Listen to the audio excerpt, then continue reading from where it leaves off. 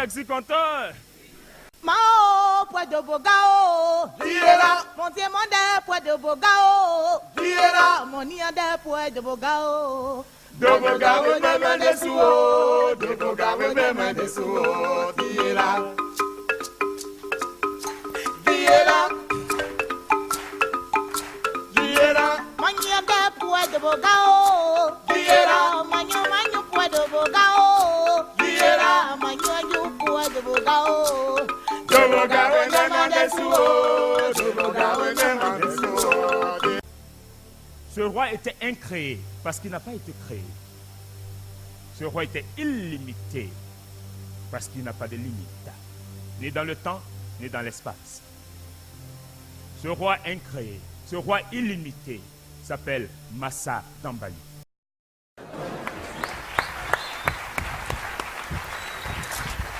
Léo, allô, et taxi compteur.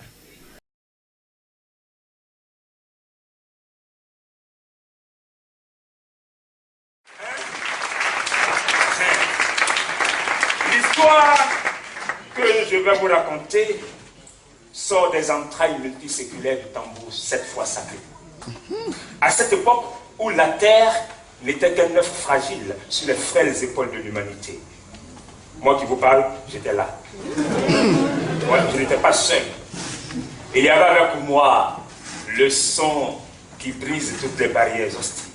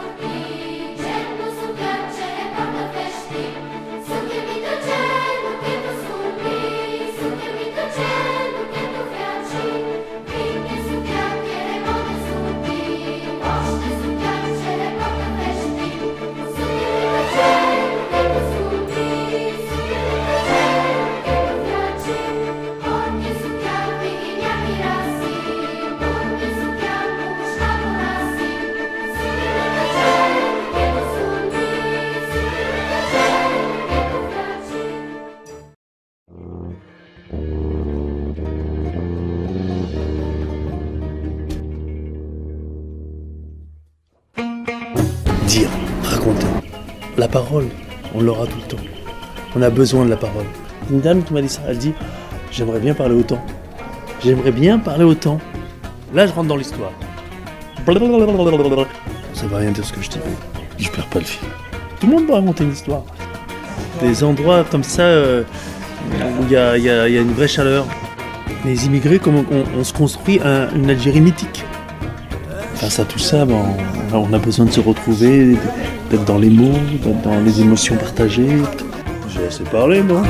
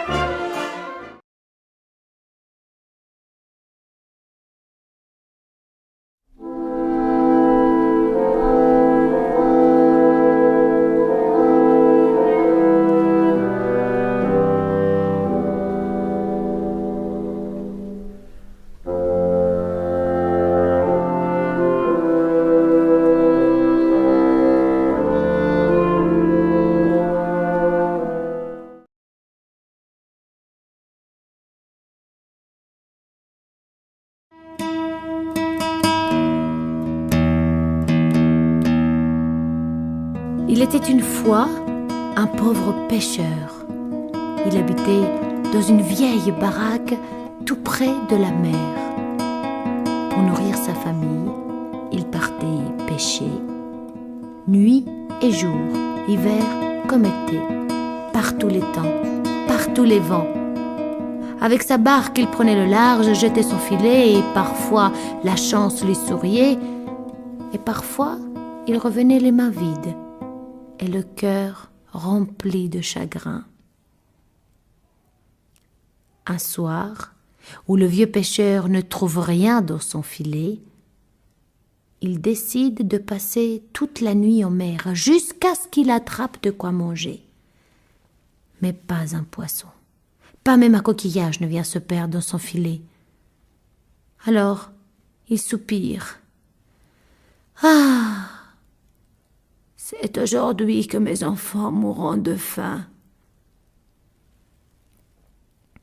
À l'aube, pendant que le soleil se lève et s'apprête à monter sur son char pour faire le tour du monde, notre pêcheur jette une dernière fois son filet. Quand il le ramasse, une surprise l'attend. Just debout devant l'assemblée des dieux, se vante de sa victoire. Un enfant qui est de mon sang est sur le point de venir au monde. Cet enfant sera un jour roi du grand royaume de Mycène. À ces mots, Héra sent son cœur avisé battre au rythme de la colère, de la jalousie. La dure pierre a frappé la reine des cieux. Zeus, qui est toujours à une autre, voudrait me voir céder ma place, mon palais sacré des auteurs, occupé par ses concubines. Ça serait le seul titre qu'il m'accorde, mais je n'ai pas dit mon dernier mot.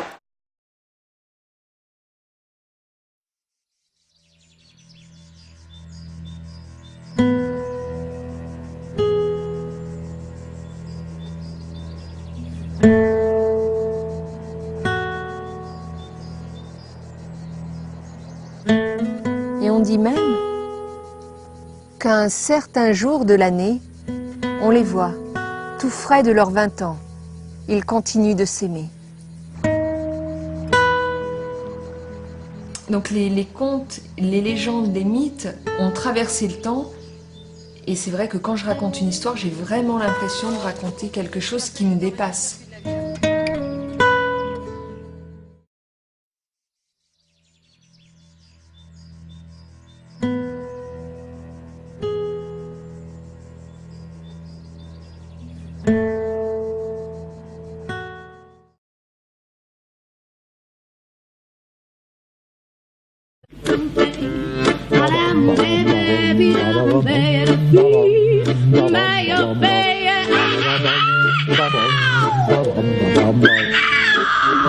Moi je babille, je bégaye des rimes grecques, que je déballe comme des bulles, ballottées, balbutiant des blagues de balle. Oh, j'avais la fille. Vous avez vu comme il va se montrer, le merle. Eh, mais attention, toujours l'œil grand ouvert, bien vigilant. Oh, l'œil ouvert. Ok. À part cette fois-là, peut-être où... la fois où il s'était fait choper par le renard. Et la cave, pour tout vous dire, c'est un empilement de tonneaux, depuis le sol jusqu'à la voûte. Mais de tonneaux remplis de richesses de toutes sortes. Seulement quand le maître d'apprentissage lui dit de se servir à volonté qui ne sera pas regardant, chichourle. Il a bien soin de compter les pièces une après l'autre, jusqu'à avoir la somme convenue. Pas moins, mais pas plus. Maintenant, le maître d'apprentissage, il fait une drôle de figure. Et il l'invite à sortir au jardin.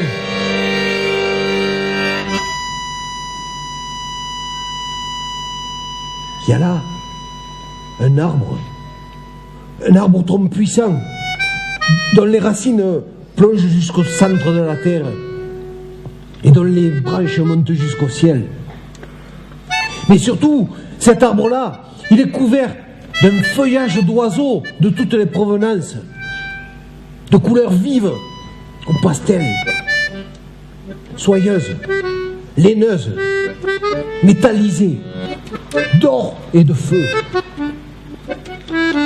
Ils sont tous réunis là, aussi bien ceux qui savent rayer le ciel d'un trait de plume que ceux qui sont capables de rester plantés dans la vase comme des souches pendant des journées entières.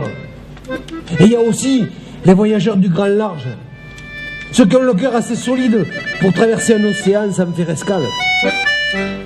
Et puis, les seigneurs du vent. Le dimanche suivant, la plaine est noire de monde. Il y a là tous les amateurs de course. Il y a là les propriétaires de chevaux, les garçons d'écurie. Il y a là les parieurs et puis la foule de badauds en goguette. Et c'est alors que, arrivant bon dernier, on voit Chichour le perchier sur un vieux mulet tout cagneux, tout pelé et couvert de mouches. Et c'est la risée générale. C'est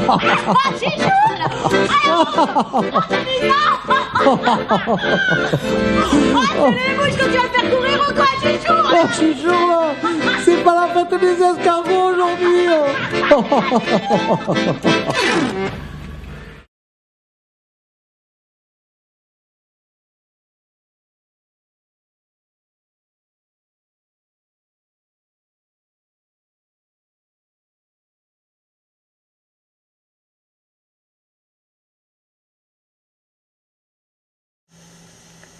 Le grand-père de mon cousin Jean ne jouait plus du bugle. Il ne tenait même plus la bannière au monument aux morts.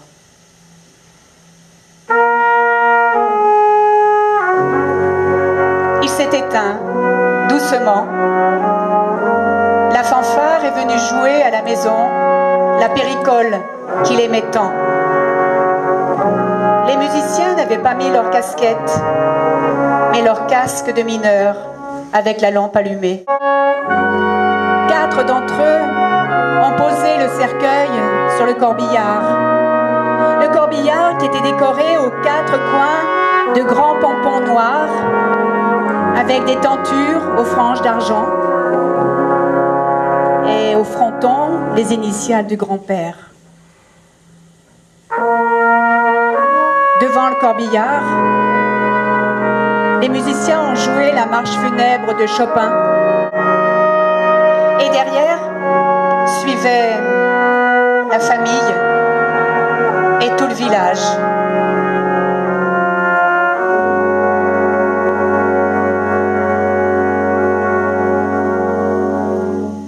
Mon cousin Jean, en jetant quelques poignées de terre dans la tombe, a promis à son grand-père qu'il ferait toujours de la musique. Et il est devenu musicien.